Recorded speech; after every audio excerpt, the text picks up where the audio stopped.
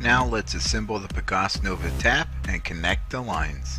The following equipment is required for the device to be connected properly: the Pegas Novotap, its adapter, modified shank, and a cymbal kit, a full keg with a keg coupler, CO2 tank with a pressure regulator adjusted at 0.15 to 0.25 MPa, a beer cooler or chiller, 7 to 9 millimeter inner diameter PVC hoses for the beer supply, CO2 supply and drainage, T-joints and clamps to connect the hoses, and of course the already assembled beer tower.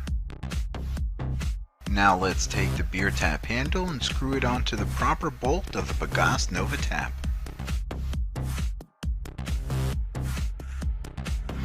Next, place the 3 hoses inside the beer tower. Then, connect one end of the beer supply hose to the beer supply nipple of the Pegas adapter. Now, take the CO2 supply hose and connect one end to the CO2 supply nipple of the Pegas adapter and the other end of the hose to a T-joint.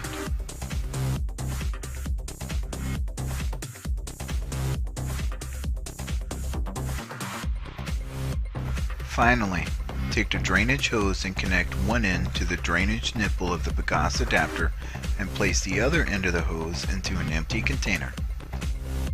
Now stop. Let's inspect the face of the adapter and ensure that 3 O-rings are properly sitting in their grooves and around each insert hole. If they are not in their proper place and flush, the Novotap will malfunction. Let's place the 2 washer halves into the slotted groove in the shank while pulling the coupler nut to hold the washers firm. Then insert the Pegas adapter into the modified shank and giving it a final twist with the tap wrench.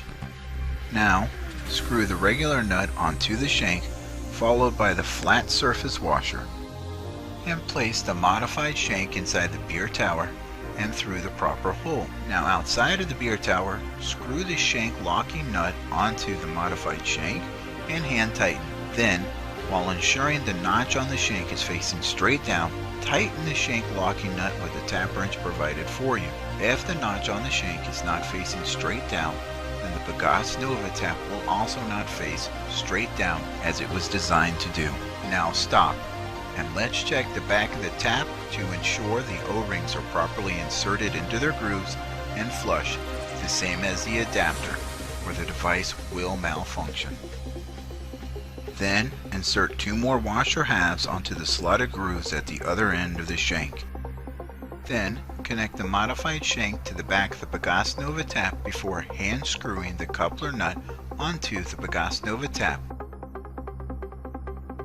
If you are using a beer chiller, connect the beer line to the beer chiller now. Then, or if you're not using a beer chiller, connect the beer line to the keg coupler. Now, with your CO2 tank set at 0.15 to 0.25 MPa from under the mounting surface, connect the CO2 supply from your tank and from the beer keg to the other ends of the T-joint.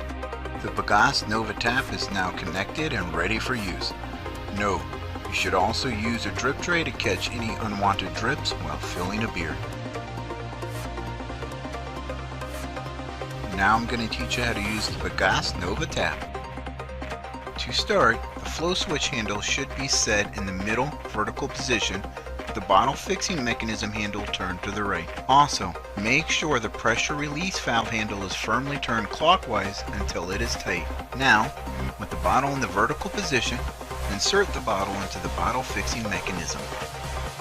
To seal the bottle to the tap, turn the handle of the bottle fixing mechanism to the left. You should see the bottle slightly raise in this process.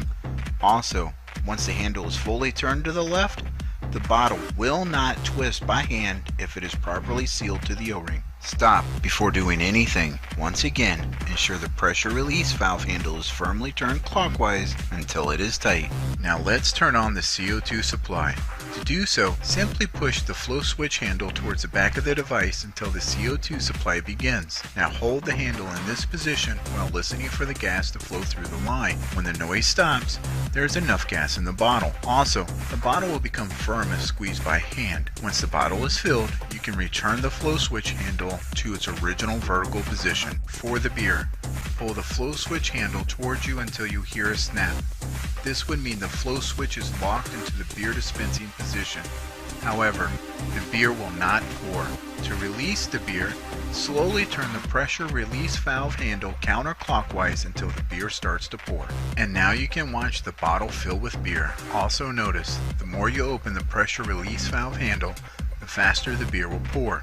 Therefore, if you open the valve too fast, then you will cause the beer to foam. So slowly open the valve until you reach the desired pour-foam ratio. To stop the beer flow, simply close the pressure release valve by turning its handle clockwise, then by turning the flow switch handle back towards its original vertical position. Once the beer flow is stopped, turn the pressure release valve counterclockwise until it stops to let the excess gas out of the bottle. To release the bottle, turn the bottle fixing mechanism handle to the right until it stops. Then take the filled bottle out of the device and close the bottle as quickly as possible.